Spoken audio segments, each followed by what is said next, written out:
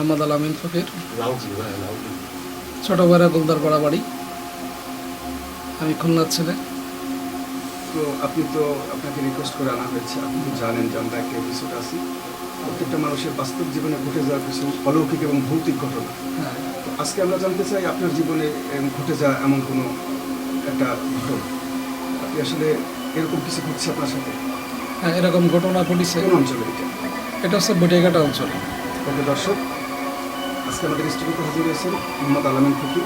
তার বাস্তব জীবনে ঘটে যাওয়া একটি ভৌতিক ঘটনা আপনাদের জন্য শেয়ার করতে আসছেন তিনি। আমরা ধৈর্য সহকারে শুনি। জি বলেন। এটা হচ্ছে যখন ক্লাস 6-এ পড়ি, তখন বাসার থেকে একটু রাগারাগি করে আমি বাসার থেকে বেরোয় যাই। আমাদের এলাকায় হাবি নাম করে একটা ছেলে ছিল। সে মানে আপনি বাসা থেকে রাগ করে বেরোয় হ্যাঁ, যাচ্ছেন? বাসার থেকে রাগ করে বেরোয় যায়। হাবি নামে একটা ছেলে, সে সাবকন্ডাক্টারি করতো। তার সাথে আমি তার কাজে চলে যাই বটিয়াঘাটায়। একটা সাইক্লোন সেন্টারে একটা কাজ ছিল, তাদের কাজে যাই। তো এখানে বেশ কয়েকদিন কাজ করার পর ওইখানে মানুষের সাথে একটা সুসম্পর্ক গড়ে ওঠে। অনেকের নামই মুখস্থ নেই, তার ভিতরে বিশ্ব নাম করে একটা ছেলে ছিল। কৌতূহল বশত ঘোড়া দেখে ইচ্ছা প্রকাশ হয় যে ঘোড়া কিনবো। তখন তাকে জিজ্ঞেস করা দেখে পছন্দ হচ্ছে কেনার জন্য উদ্বুদ্ধ হয়েছিলেন? তো জিজ্ঞেস করলাম যে ভাই ঘোড়া এখানে কত? বলছে 35-40 হাজার টাকা দাম। তো বললো যে আমি ঠিক আছে, আমি একটু ঘোড়া দেখবো, দেখে যদি আমার পছন্দ হয়, দামের সাথে হয়, তাহলে আপনি একটা কিনবো। তখন বললো ঠিক আছে, তাহলে আমরা বিকালের দিকে কি একটা জায়গার কথা বললো, আরও ডিপে অনেক ভিতরে সেই জায়গা হাট হয়, ওই হাটে আমরা যাবো। তা ঠিক আছে, আমরা 4-5 জন বিকেলে রওনা দিই সন্ধ্যের আগে। সন্ধ্যার পরে অনেক দূর হেঁটে যাওয়ার পরে পুরো বিলের ভিতর থেকে রাস্তা। তখন ওইখানে রাস্তাঘাট অত ভালো ছিল না, নদীপথই বেশি, আর মুষ্ট কিছু মাটির রাস্তা দেখা যায়, আর সব হচ্ছে আইল। এরকম জমির যে আইলটা থাকে, আইল ধরে হাঁটতেছি। হাঁটতে সন্ধ্যা হওয়ার পরে, মাগরিবের আজানের বেশ পরে, হঠাৎ করে দেখি যে আমরা যে আইল ধরে হাঁটতেছি সোজা ওই রাস্তায় হঠাৎ করে আগুন। অথচ এখানে কোনো কুটো নাই বা শুকনা কোনো কিছু নেই, বর্ষা আগুন দেখতেছি। এখানে বর্ষার মৌসুম ছিল, তখন আগুন জ্বলতেছে। তখন বিশ্ব বলতেছে যে ভাই যাওয়াটা মনে হয় ঠিক হবে না। আপনার যে ফ্রেন্ড সাথে ছিল? হ্যাঁ, ও ওইখানেরই ছেলে, ওইখানের সম্বন্ধে ও ভালো জানে। আচ্ছা। তখন আমি বললাম যে না, জাতি হবে, আমরা তো লোক আছে অনেকগুলো, 4-5 জন লোক রয়েছে, সমস্যা হবে না, চলে। আমি একটু জেদ ধরি। হ্যাঁ, আচ্ছা। তখন আমরা ওইভাবে যাইতে অনেক দূর চলে যাই। এর ভিতরে একটা ঝড় শুরু হয়ে যায় হঠাৎ করে। আগুন জ্বলতেছে, ওর পর আগুন ক্রস করে, হ্যাঁ, ওই আগুন ক্রস করে আমরা চলে গেছি। ক্রস করে অনেক দূর যায়, একটা গ্রামের ভিতর থেকে আমরা হাঁটতেছি। 2 সাইড থেকে জঙ্গল, খয়ে গাছ বেশি ওই অঞ্চলে। তো ঝড়টা যখন শুরু হয়, প্রচণ্ড ঝড় হয়। ওই ঝড়ের মধ্য থেকে হঠাৎ করে একটা খয়ে গাছের ডাল আমার মাথা বরাবর যখন পড়ে যায়, তখন বিশ্ব ওর শরীর দিয়েও ওই ডালটারে ঠেকায়, ওর হাত দিয়ে। ওরও খুব শক্তিশালী একটা ছেলে ছিল। আমরা 6 থেকে 7 জন ছিলাম। হ্যাঁ, তখন ওই বিশ্ব আমারও সেভ করে বলছে আলামিন ভাই আর যা ঠিক হবে না, যায় না, বারবার বাধা হচ্ছে, 2-2বার বাধা পাইলাম। আমি বললাম না, চলেন আরও যাই। এখন 7:30-8টা বাজে এরকম, সন্ধ্যার পর। এভাবে যেতে আরও কিছু দূর যায়, ঝড়টা তখন আরও তীব্রভাবে বাড়ে। 2 পাশ থেকে অন্ধকার, একজনের কাছে শুধু টর্চ লাইট ছিল। তখন একটা মন্দিরের ভিতর আমরা আশ্রয় নিই সবাই মিলে, ঝড়টা যখন অনেক বেশি হয়।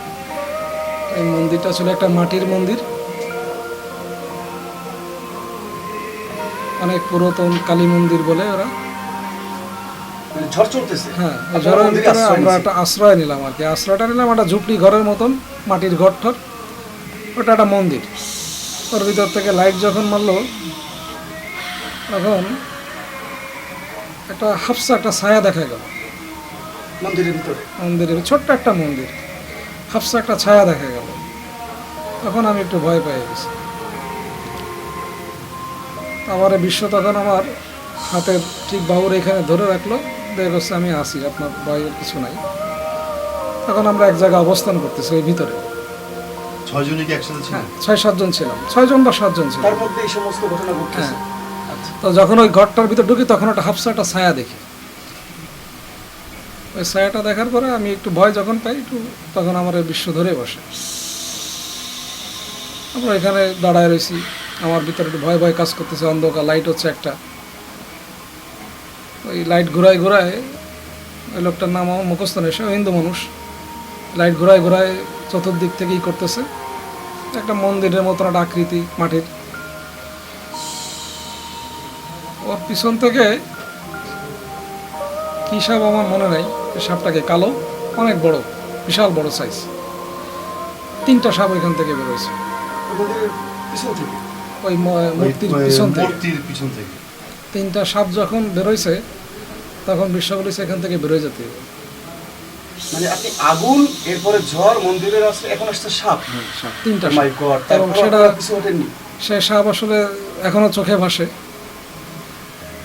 অদ্ভুত আকারে কালো, আমার লাইফ এরকম আমি দেখি নাই। 3টা একই সাথে বেরোয়, বেরোলে আমি খুব ভয় পেয়ে যাই। এবং আমি শুধু না, আমার সাথে আর যারা ছিল বিশ্ববাদে সবাই ভয় পায়। তখন বিশ্ববাদে সবাই এখনই বেরো, তখন আমরা বেরোয় গেলাম। বেরোয় যখন যাই তখন আমাদের সবারই মনে হচ্ছে পিছন থেকে কে টেনে ধরতেছে, তো গা হিম বার দেওয়া হয়ে ঘটনা। বেরোতে পুরো দিচ্ছে না। শরীরটা ভার, মনে হচ্ছে পিছন থেকে কে যেন টেনে ধরতেছে। খুবই ভয়ানক ব্যাপার। খুবই ভয়ানক সেটা, এখনও আমার অনেক আগের কথা কিন্তু মনে আছে কিছুটা। তো ঘর থেকে আর কি আমরা সবাই খুব হতাশা এবং ভয় নিয়ে বের হই। বের হয়ে গেলে আর কিছু দূর সামনে যাই, যাই বিশ্ব বলছে আর যাওয়া যাবে না, যাওয়া যাবে না যখন বলেছে তখন সবাই সম্মতি দিলাম যে ঠিক আছে যাবো না, যে 3-3বার বোধ হয় আর যাওয়া ঠিক হবে না। এর মধ্যে কারো কোনো ক্ষতি তো হয়নি? না, কারোর ক্ষতি হয়নি, তবে সবার ভিতরে যে ভয়টা কাজ করছে, স্বাভাবিক। ওই ভয়টা এখনও ভিতরে কাজ করে। আর ওই মুহূর্তে ওই ভয়টা পাওয়ার পরে আমার, যখন আমরা ওইখান থেকে ব্যাক করে চলে আসি আমাদের ওই সাইডে, ওই দিনকার রাত্রে আমাদের সবারই একই সাথে জ্বর হয় এবং ভয়ানক আকারের জ্বর। এই জ্বরে আমি প্রায় 3-4 দিন অসুস্থ থাকি, এরপরে সুস্থ হয়ে আর কি। যাক, যতটুকু মনে আছে আর কি। কি হয়েছিল মানে আসলে পরে কি বুঝতে পারলেন যে আসলে সাপ তিনটা কি ছিল? আসলে এখানে পরে বিশ্ব আমার যেটা বললো যে ভাই আমাদের যাওয়াটা, ওরা তো আবার হিন্দু সম্প্রদায়ের লোক, ওরা অনেক কিছু মাইনে চলে। জায়গাতে আমাদের একদম সন্ধ্যা মুহূর্তে যাওয়া হয়েছে, ওই সময়টা আমাদের যাওয়া ঠিক হয়নি। আর আমাদের প্রথম বাধা ছিল আগুনটা। ওইখানে কোনো শুকনা কোনো কিছু নাই, একটা আইলের পরে মানে প্রথমে সতর্ক হওয়া হ্যাঁ। উচিত ছিল। হঠাৎ করে আগুনটা ধাপ জ্বলে ওঠে, অথচ বর্ষার মৌসুম। আচ্ছা আচ্ছা। ওইটা ছিল আমাদের প্রথম বাধা। সেকেন্ড হচ্ছে ডালটা পড়ে যাওয়া, এরপরে তো ভিতরের ঘটনা। যাক, আল্লাহ পাক আপনাদেরকে সুন্দরভাবে ফেরত আনছেন, বড় ধরনের কোনো ক্ষতি হয়নি। তবে এটা তো বিশ্বাস করতেই হয় যে বজ্জিন বা এই ভৌতিক হ্যাঁ, এই অবশ্যই। কাজগুলো এগুলো দুনিয়াতে আছে, এবং কিছু কিছু মানুষের সাথে না, কিছু মানুষের সাথে এরকম জীবনে কোনো না কোনো টার্মে এগুলো ঘটছে। তো আপনি তো বিশ্বাস করেন? হ্যাঁ, অবশ্যই বিশ্বাস করি। পৃথিবীতে জিন বলে ভূত কোনো শব্দ না, জিন জাতি আছে এবং এরা বিভিন্ন রূপ ধারণ করেই থাকে। রাইট। ভালো এবং মন্দ মানুষের মতনই আছে, মানুষ যেরকম ভালো মন্দ আছে ঠিক আছে, ঠিক সেরকম জিন জাতীয় ভালো মন্দ আছে। এটা আমরা বিশ্বাস আমরা হয়তো বা খারাপ কোনো জিনের এসেছিলাম। ওকে, থ্যাংক ইউ ভেরি মাচ। আবার যদি কোনো ঘটনা জানার এই এরকম প্রতি থাকে, যেহেতু আমি আমরা নিজে